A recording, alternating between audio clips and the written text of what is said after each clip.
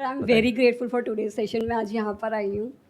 Sir मेरे साथ ये होता है कि मैं छोटी छोटी बातों पे क्राई करने लग जाती हूँ, और फैमिली में भी अगर किसी को कोई बात बताती हूँ जो बहुत ज़्यादा मुझे लगता है कि मुझे हॉन्ट कर रही है, तो समटाइम्स वो जब कोई भी कन्फ्लिक्ट्स रेज होते हैं ना, तो वो चीज़ें मुझे as a taunting loved one से जो भी है या क्लोज वन है, तो वो मुझे वो बातें बोलने लगते हैं। तो कैसे अपने आप को स्ट्रॉन्ग करना चाहिए? प्रॉब्लम को ना थोड़ा डीपली समझते हैं कि आप कह रहे हो कि इमोशनली प्रॉब्लम होती है, यानी इमोशनली अपने आप को कैसे कंट्रोल करें। So what do you mean by that? Strong. मतलब एग्जैक्टली होता क्या है?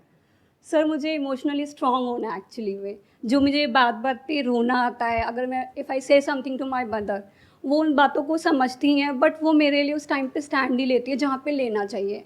और सेम ही ऐसे ही होता है, अगर कोई क्लोज वन है, कोई फ्रेंड है, उनसे कोई बात शेयर करते हैं, तो वो भी कहीं ना कहीं उस चीज़ों को ना सर टॉन्ट करते हैं that you are going through this. मैं वैसे शेयर नहीं करती हूँ, बट मैं अगर अपनी मम्मा से करती हूँ या अपनी फैमिली से करती हूँ, तो वो नेगेटिविटी होने लग जाती है। उनको लगता है ये प्रॉब्लम्स में रहती है। मैं प्रोफेशनली प्रॉब्लम्स घर पे नहीं लेती हूँ, बट अगर ज़्यादा होता है तो मुझे शेयर करना पड़ता है। तो वहाँ पे अगर वो मुझे अंडरस्टैंड नहीं करते हैं, तो आई ऑलवेज क्राई छोटी छोटी बातों पे। मुझे ये अपने आप को हील करना है और स्ट्रॉन्ग होना है इसमें, क्योंकि ये मुझे फ्यूचर में भी बहुत ज़्यादा ना सर हेल्प करेगा, जो मुझे अभी लगता है बहुत एक्सेस हो गया है। देखिए, जहाँ तक मैं समझ पा रहा हूँ, जो प्रॉब्लम है वो ये है कि जब आप अपनी प्रॉब्लम किसी से डिस्कस करते हैं तो उस लेवल पे प्रॉब्लम नहीं है, क्योंकि डिस्कस करके तो आप हल्के हो जाते हैं। मतलब डिस्कस करने के बाद में you feel light, yes sir. और आप रोने के बाद भी बेटर फील करते हैं। That is Yes, also sir. Not a problem. But the problem is कि जब आप कुछ शेयर करते हैं किसी के साथ में, तो बहुत सारी बातें ऐसी शेयर कर देते हैं जो भी अपने मन की होती है, जिसको सामने वाले लोग पकड़ करके Yes, sir. सुनाते हैं कि तुम्हारी थिंकिंग बहुत नेगेटिव है, ऐसे मत सोचा बात करो, बात ऐसे पे मत मत किया रोया करो, करो। हाँ। ये मत बोला करो, हाँ। ऐसे नहीं करते, ये क्या सोचते रहते हो, क्या फालतू के थॉट्स आते रहते हैं तुम्हारे माइंड में। जबकि करना क्या चाहिए ऐसी सिचुएशन में, उनको आपको बताना चाहिए कि ये बहुत ही नॉर्मल है। यानी कि थॉट्स आना सब तरह के, यानी नेगेटिव से नेगेटिव, पॉजिटिव से पॉजिटिव। बट ऐसा होता नहीं है हमारे घर में। माहौल हमारे घर में क्या होता है कि कोई कितना भी अंदर से परेशान हो, बाहर से सबने एक मास्क लगाया हुआ है और सब अपने आप को ऐसे दिखाते हैं कि हमसे खुश तो कोई है ही नहीं। स्पेशली जब कोई गेट टुगेदर होता है, वहां पर फोटोग्राफ्स सब अपनी अपनी डाल रहे होते हैं, तो वो फोटोग्राफ्स देख करके ऐसा लगता है कि सारी खुशियां इसी घर में है। हाँ जी, हाँ जी। चाहे अंदर से सब लड़ रहे हैं, मर रहे हैं, कट रहे हैं, बहुत बुरा हाल है अंदर से। बाहर से देखने में ऐसा लगता है, और जब ऐसी फोटोग्राफ्स आप देखते हैं तो आपको और ज्यादा अंदर से लगता है कि शायद मुझी में कोई प्रॉब्लम है, या हमारे ही घर में सारी प्रॉब्लम है। हाँ। और तो जगह कोई प्रॉब्लम ही नहीं है। तो पहले तो ये समझिए, ऐसा कोई नहीं है इस पूरी दुनिया में, अमीर से अमीर, गरीब से गरीब, या कोई भी इंसान, जो भी आपके आइडल है ना, आपकी फैमिली में, फ्रेंड सर्कल में, जो आपको लगता है कि इसकी लाइफ तो परफेक्ट है, किसी की परफेक्ट नहीं है।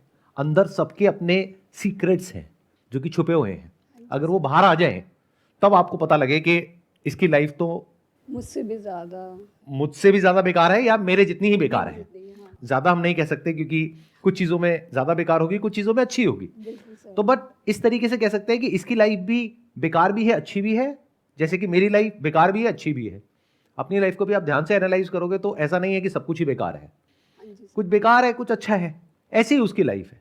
तो पहले जब ये आपको क्लैरिटी आती है कि किसी की भी लाइफ वैसी नहीं है जैसी आप अपनी लाइफ बनाना चाहते हो।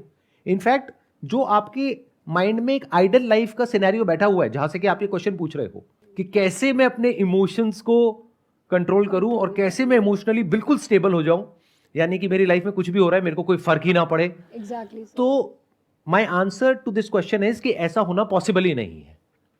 तो जब मैंने आपके इस आइडल को तोड़ दिया, यानी जो आपके माइंड में एक आइडल सिनेरियो बना हुआ है, बिल्कुल ऐसा है कि आप मेरे से क्वेश्चन पूछ रहे हो, सर कोई ऐसी दवाई बता दो या कोई ऐसा नुस्खा बता दो कि मैं कभी बीमार ही ना पड़ूं पूरी लाइफ में। अरे जब तक जिंदा हो तब तक बीमार पड़ोगे, हाँ जी। मरने के बाद कोई बीमार नहीं पड़ता। राइट? राइट। इस बात को अच्छे से समझो, जब तक हम जिंदा हैं तब तक थॉट्स हैं सब तरह के, फीलिंग्स हैं सब तरह की, इमोशंस हैं सब तरह के। ये जो अंडरस्टैंडिंग है ना, ये जो बात मैं आपसे कर रहा हूं, अगर इस बात को ध्यान से समझ लोगे तो यही सॉल्यूशन है, और कोई सॉल्यूशन नहीं है। बाकी लोग क्या करेंगे, आ करके आपने उनसे क्वेश्चन पूछा, वो इतना नहीं बोलेंगे जितना मैं बोल रहा हूं, यानी इतनी मेहनत नहीं करेंगे। वो क्या कहेंगे, अच्छा आपको इमोशनली स्टेबल होना है, कोई बात नहीं, हम आपको तरीका बताते हैं। आपके आसपास में कहीं पर भी कुछ भी हो रहा है, अपने मन को शांत रखिए। सो वो क्या बकवास बात है। मतलब आप समझ रहे हो क्या कर रहे हैं वो लोग? वो आपके माइंड में जो पहले ही एक कॉम्प्लिकेशन है उसको और कॉम्प्लिकेटेड कर रहे हैं, क्योंकि उस गैप को और बढ़ा रहे हैं। एक है रियलिटी, यानी कि जैसी एक्चुअल में लाइफ होती है, एक है आपके माइंड में जैसी लाइफ होनी चाहिए। तो लोग क्या करते हैं, जो बारीकी से लाइफ को नहीं समझते हैं या रियलिटी के बेस पे बात नहीं करते हैं, वो इस गैप को और बढ़ा देते हैं। ध्यान से समझो मेरी इस बात को कि ये जो एक परफेक्ट लाइफ की इमेजिनेशन है आपके माइंड में, इसको तोड़ दो। सबसे पहले तो पहले रियलिटी को एज इट इज देख लो। वो क्या है कि ये प्रॉब्लम कभी भी सॉल्व नहीं होने वाली, नंबर वन। तो हमने क्या किया, इमेजिनेशन से हटके रियलिटी पे आ गए। तो अब क्या करें, कुछ मन में है और आप बात कर रहे हो, तो वहां पे दो तरह की बातें हैं। एक है जो कि ऐसी है जो आपको अंदर से पता है कि अगर आज मैंने ये बात बताई तो पूरी लाइफ के लिए हो सकता है मैं प्रॉब्लम में आ जाऊं, यानी कि ये बात बाहर नहीं जानी चाहिए। तो उन बातों को आप लिख सकते हो और पेपर पे लिख करके उस पेपर को फाड़ के फेंक दो। हर बात बोलने की नहीं होती है। इस गलतफहमी से बाहर आ जाओ। मतलब हमें ये लगता है कि जो भी हमारे मन में आ रहा है वो बोलना चाहिए, ऐसा नहीं है। क्योंकि आप तो बोल दोगे लेकिन प्रेशर सामने वाले पे क्रिएट हो जाएगा।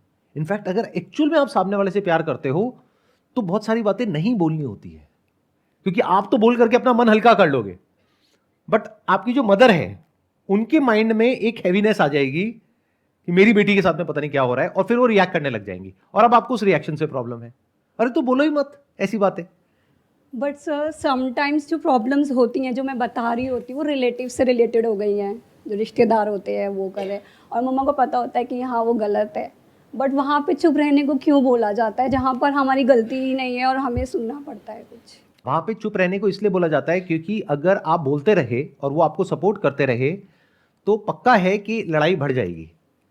तो इसलिए आपको बोला जाता है चुप रहने के लिए। उनके स्टैंड पॉइंट से समझिए कि अगर आपकी मदर आपको कह रही है कि छोड़ो इनके बारे में ऐसे मत बोलो, उसके पीछे एक रीजन है।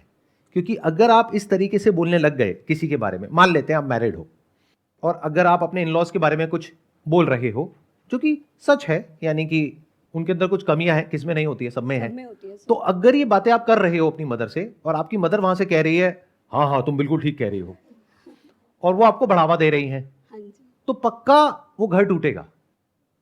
बट अगर वो कहेंगी अरे छोटी मोटी बातें छोड़ो ना, क्या तुम इन बातों को पकड़ करके बैठी हो, हर घर में होती है, कहाँ नहीं होती, क्योंकि उन्होंने भी पूरी लाइफ देखी है, तो वो एक स्टैंड पॉइंट से सही भी कह रही है। क्योंकि the moment she entertains this kind of behaviour from your side, तो वो बढ़ने लग जाएगा, जिसकी वजह से आप ही का नुकसान होगा। तो वो जो कर रही है वो आप ही के फायदे के लिए कर रही है।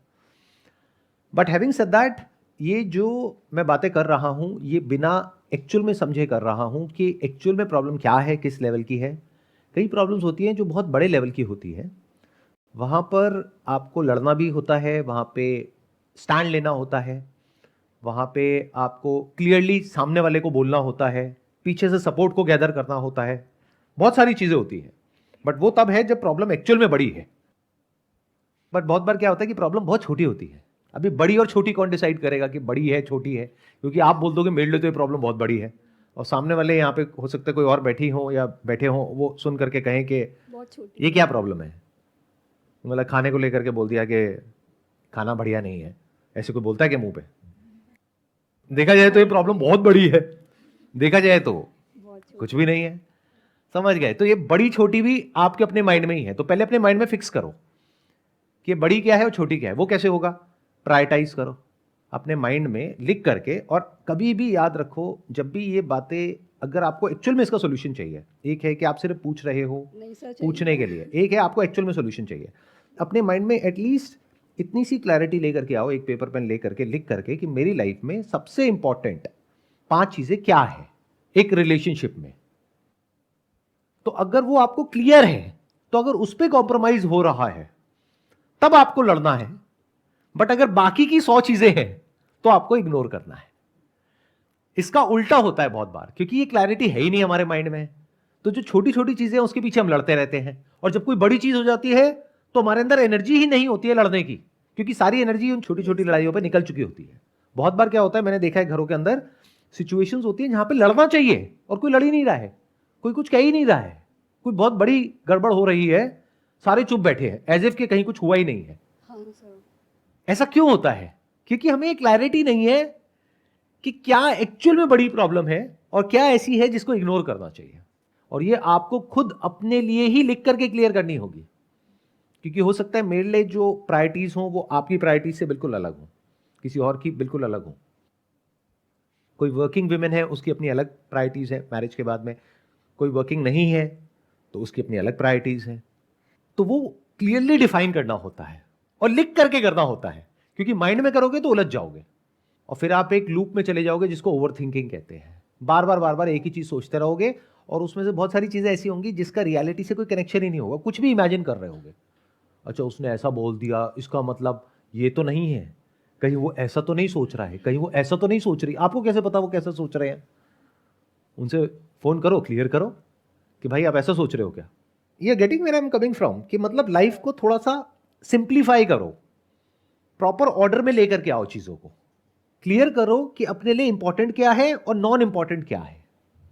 ये बहुत जरूरी है लाइफ में करना, जो हम कभी नहीं करते हैं। आप अंदर से परेशान हो पूरी लाइफ के लिए, लेकिन आपको ये तक पता नहीं है क्यों परेशान हो। क्यों नहीं पता? बिकॉज कभी आपने फिगर आउट ही नहीं किया कि एक्चुअल में आपके लिए सबसे इंपॉर्टेंट क्या है लाइफ में। जैसे कोई इंसान हो सकता है, एक एग्जांपल देता हूं, आप जॉब कर रहे हो, किसी इंसान के लिए इंपॉर्टेंट है फ्रीडम। 24 घंटे मेरे सर पे कोई ना बैठा रहे या बैठी रहे कि तुम्हें ये करना है, तुम्हें वो करना है, मेरे को ऐसा पसंद नहीं है। ये हो सकता है एक पर्सनैलिटी हो। दूसरी है जो कहती है कि मुझे फ्रीडम नहीं चाहिए, मुझे सिक्योरिटी चाहिए, मुझे कुछ भी बोलते रहो, मैं एक कान से सुनती हूँ दूसरे से निकाल देती हूँ, मुझे सिक्योरिटी चाहिए कि ये जॉब अगले 20 साल तक 30 साल तक कहीं जाने वाली नहीं है। तो दोनों अलग अलग हो गए ना बिल्कुल ही।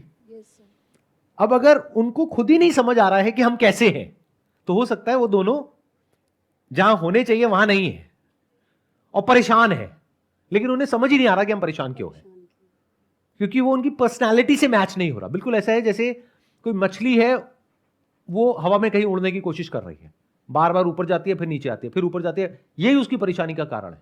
अगर वो समझ जाए वो मछली है, चुपचाप पानी में रहे, कोई दिक्कत ही नहीं है।